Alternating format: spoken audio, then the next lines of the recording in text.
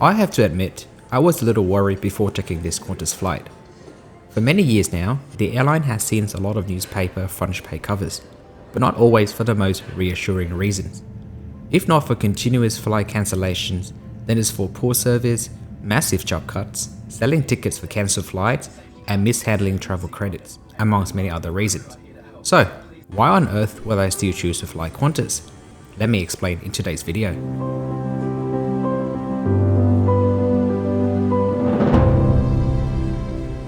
If you're new to the channel, then welcome. My name is David, and I have a deep passion for aviation and travel.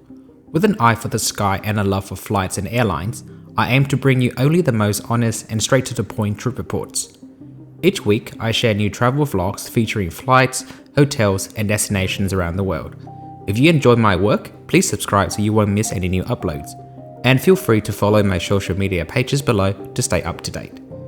This epic journey with Qantas will begin now. Today, I'm flying on one of the airline's flagship international routes from Sydney to New York JFK with a stopover in Auckland. However, I will not be making the full trek this time. Instead, I'll only be flying the first leg from Sydney to Auckland. Even then, at just a smidge over 3 hours, I think it still gives me a pretty good picture of the current state of the airline business class offering. From the ground experience with first class lounge to the onboard catering and service, it pretty much ticks all the boxes. So, without further ado, let's sit back, relax, and enjoy this Qantas business class experience with me.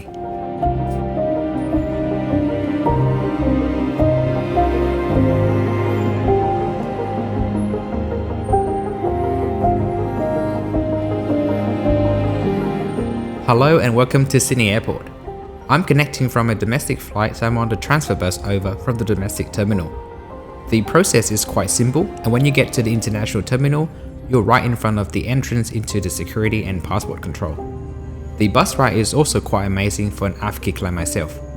3 Qantas A380 side by side. How cool is this?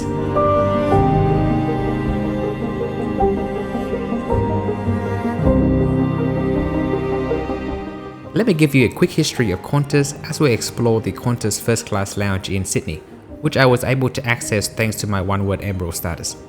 Qantas' journey towards becoming a global airline began in 1938 with the launch of its flying boat operations. Less than a decade later, the Australian government took full ownership of the airline and introduced the iconic kangaroo route connecting Australia and the UK.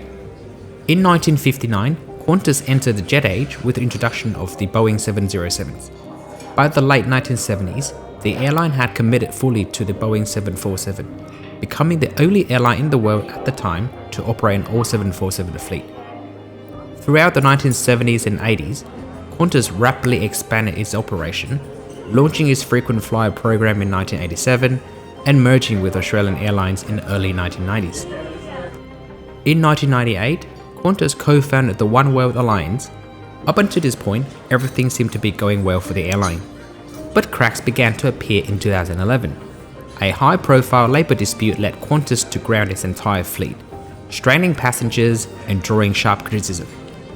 The incident marked a turning point in public perception at the beginning of a long decline in customer trust. Then came 2020, and as we all know, COVID hit.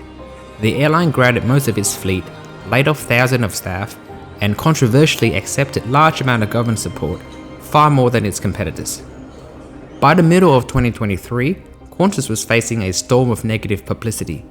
It was sued by the Australian Competition and Consumer Commission for selling tickets on cancelled flights and faced class actions over unpaid COVID-related refunds. The brand had become one of the most distrusted companies in Australia.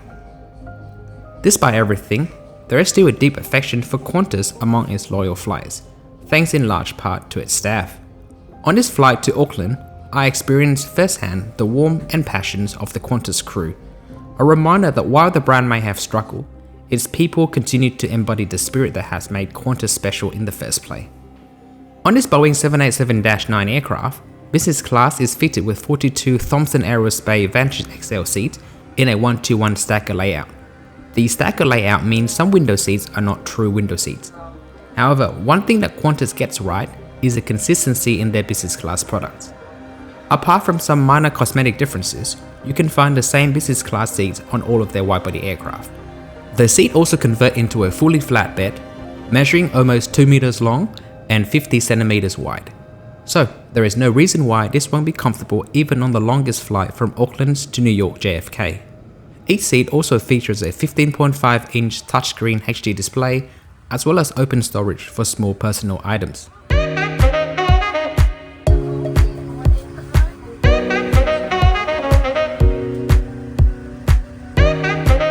Privacy is also excellent for a business class seat without a door.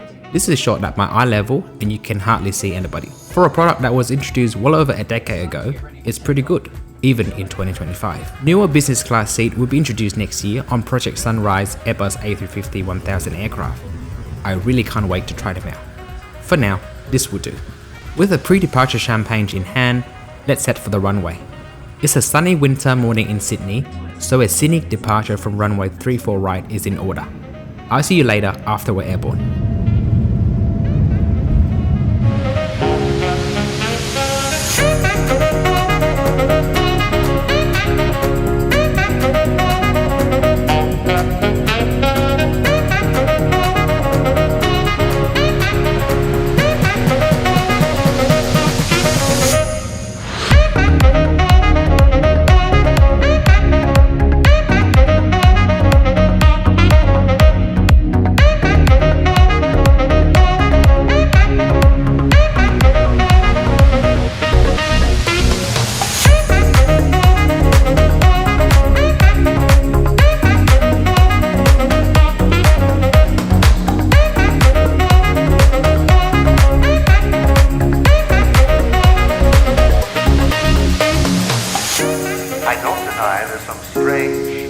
Evolutionary process going on, but mankind won't be destroyed. The fact that you and I are working here today is evidence of that.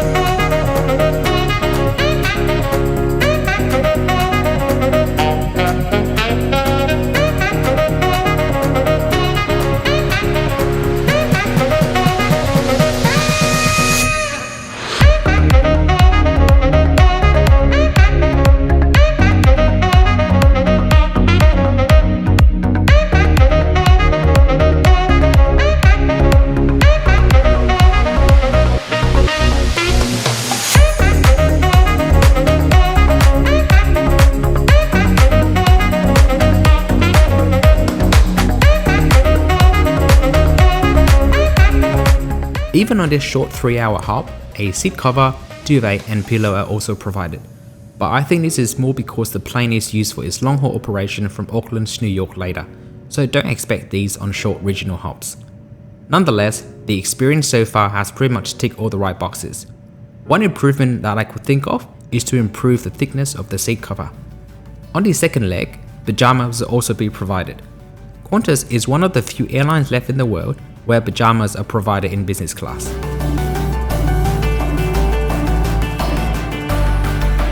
It's time for lunch, so let's bring out the tray table.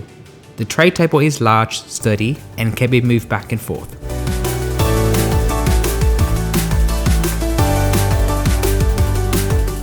For lunch, it's a tray service, but not everything comes out at once. With the entree along with the bread and butter are served first, then the main will be delivered later. So it's more of a hybrid approach. Efficiency is the name of the game here.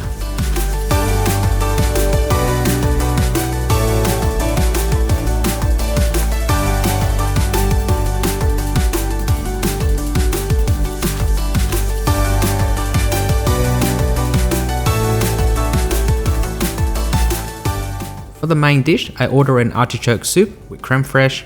For drink, it's a signature Qantas Spritz.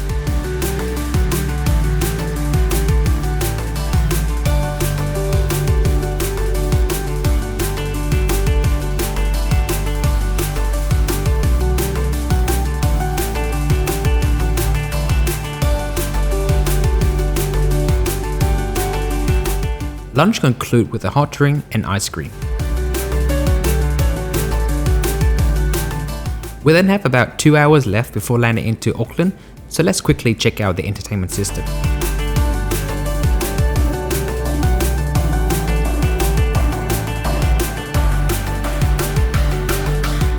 One clever feature is the ability to tilt the screen for a better viewing angle when lying down.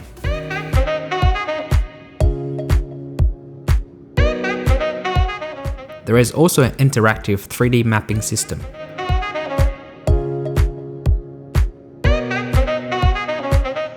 The list of movies and shows is massive, with both new releases and classic titles.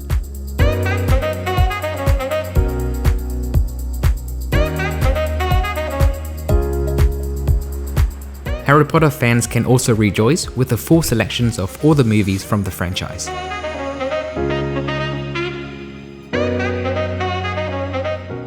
There are also other small touches like wine notes for all the wine served on Qantas flight.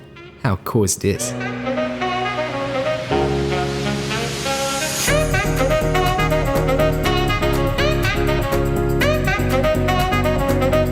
For the remaining time of the flight, I put on a seat cover and reclined into a fully flat bed to rest and relax. The bed measures almost 2 meters long when lie fully flat and is about 50 centimeters wide. It's very comfortable, and a straight sleeping angle also helps to improve the comfort level.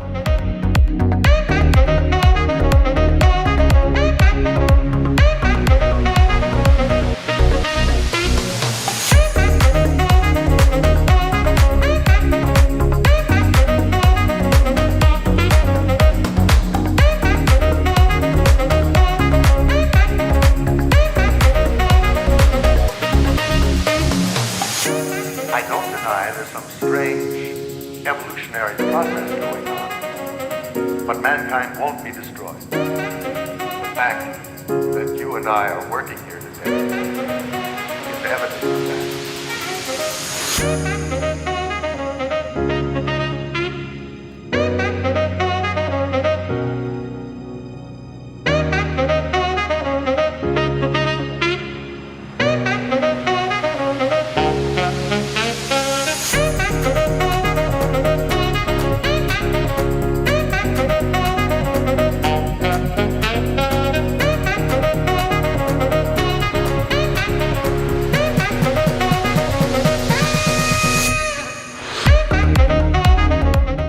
As we begin our descent into Auckland, let's give this Qantas business class flight a conclusion. This short hop from Sydney to Auckland reminded me why Qantas still holds a special place in the hearts of so many travellers. Yes, the airline has faced its fair share of turbulence in recent years, some of it self-inflicted, but on board, the warmth of the crew, the comfort of the seat, and the little touches brought back that feeling of care and attention that made me fall in love with flying in the first place. The business class seat might be over a decade old, but it still holds its own in 2025, delivering comfort, privacy, and a consistently good experience. With Project Sunrise new A350 seats on the horizon, there is plenty to look forward to, but for now, this flight ticked almost every box. I hope you enjoyed the scenic approach into Auckland.